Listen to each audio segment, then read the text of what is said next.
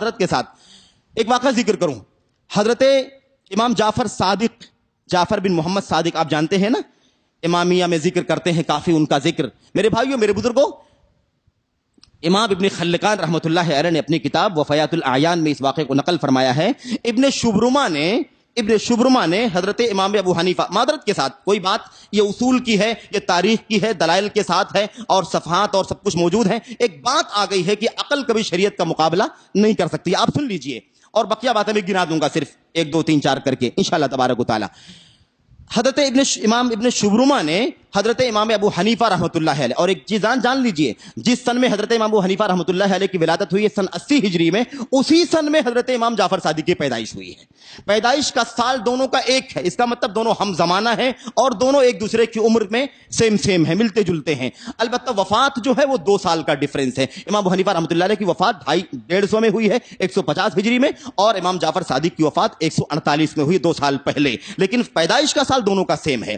ابن شبرما نے امام ابو حنیفہ رحمۃ اللہ علیہ کو اپنے ساتھ میں لیا اور امام جعفر صادق رحمۃ اللہ علیہ کے پاس ملاقات کرنے کے لیے گئے. وہاں جا کر کے بیٹھے, بات چیت ہوئی خیریت وغیرہ کے بعد انہوں نے کہا کہ یہ ہمارے دوست ہیں, یہ ہمارے عراق کے بہت بڑے عالم ہیں, فقیہ ہیں, شریعت کے جاننے والے ہیں, ابو حنیفہ ان کو کہا جاتا ہے.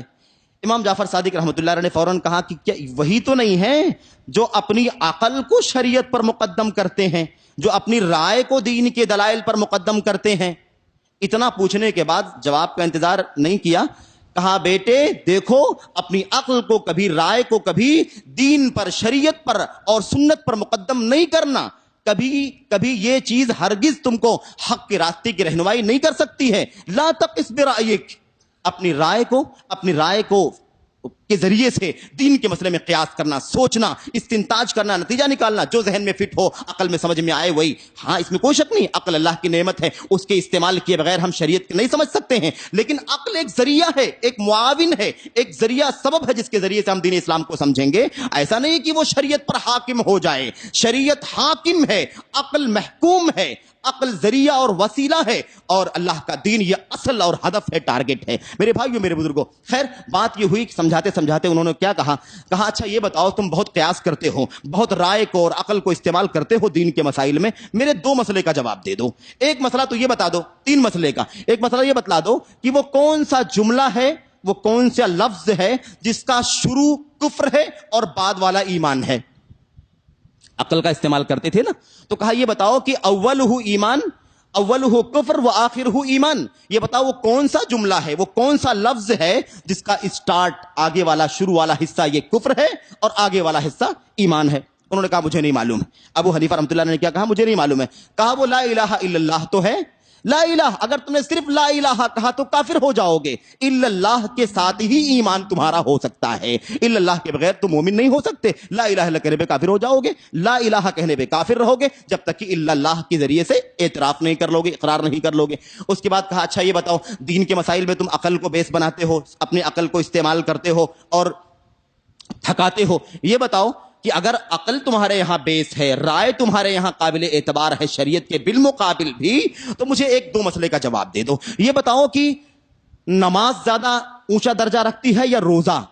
نماز کا درجہ شریعت میں اونچا ہے یا روزے کا درجہ اونچا ہے؟ انہوں نے فوراً کہا کہ نہیں, نماز کا درجہ اونچا ہے, کیونکہ یہ کلمہ توحید کے بعد سب سے پہلا, سب سے اونچا رکن ہے, سب سے اہمیت والا رکن ہے, اس لیے نماز کا درجہ اونچا ہے, روزے کا درجہ اس کے بعد ہے. کہا اچھا پھر یہ بتاؤ, عقل ہی کے حساب سے تم اگر ہر چیز کا فیصلہ کرتے ہو تو یہ بتاؤ کہ حائضہ عورتیں, ان کی نمازیں بھی چھوٹتی ہیں, حیض کے ایام میں روزے بھی چھوٹ سکتے ہیں, کیا وجہ ہے؟ نماز زیادہ اہمیت رکھتی ہے, روزہ کم اہمیت رکھتا ہے روزے کے نماز کے مقابل. تو اللہ رب العالمین نے حائضہ عورتوں کو نماز کی قضا کرنے کا حکم نہیں دیا ہے, روزے کی قضا کرنے کا حکم دیا ہے. عقل تو یہ کہتی ہے کہ اگر نماز زیادہ اہمیت رکھتی ہے شریعت کے اندر تو نماز کی قضا کرنے کا حکم دینا چاہیے تھا, روزے کو معاف کر دینا چاہیے تھا. ہم دیکھتے ہیں شریعت کے اندر کہ حائضہ عورتوں کو نماز پڑھنے معاف کر دیا گیا ہے, نماز قضا نہیں کریں گی, لیکن روزوں کی قضا وہ کریں گی. میرے بھائیوں میرے بزرگوں, تو عقل کہاں ساتھ دے سکتی ہے, شریعت کا مقابلہ کیسے کر سکتی ہے, جبکہ ہم جانتے ہیں کہ نماز کا درجہ اونچا ہے روزے کے بالمقابل. کہا اچھا ایک دوسری مثال نیگیٹو کا لے لو, منفی مثال لے لو.